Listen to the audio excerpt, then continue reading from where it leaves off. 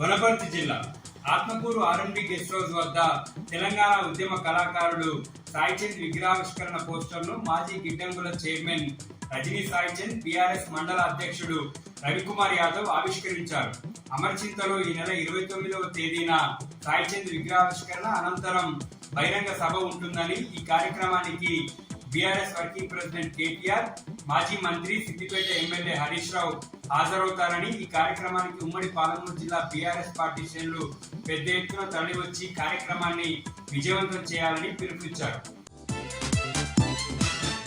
మహబూబ్ నగర్ జిల్లా హన్వాడ మండలం టంకర గ్రామస్తులు ఉపాధ్యాయులను కేటాయించాలని డిమాండ్ చేస్తూ ప్రజావాణిలో కలెక్టర్ విజయేంద్రకు ఫిర్యాదు చేశారు. గ్రామంలోని జిల్లా పరిషత్ ఉన్నత పాఠశాలలో 230 మంది విద్యార్థులుంటే కేవలం 4 ఉపాధ్యాయులున్నారని, విద్యార్థుల భవిష్యత్తుపై గ్రామస్తులు ఆందోళన చెందుతున్నారు.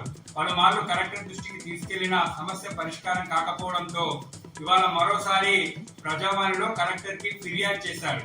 స్కూళ్లు స్టార్ట్ అయి దాదాపుగా 11 రోజులు కావస్తున్నా ఇంతవరకు ఉపాధ్యాయులను కేటాయించకపోవడంతో గ్రామస్తులు ఆందోళన చెందుతున్నారు. వెంటనే ఉపాధ్యాయులను కేటాయించాలని గ్రామస్తులు కోరుతున్నారు.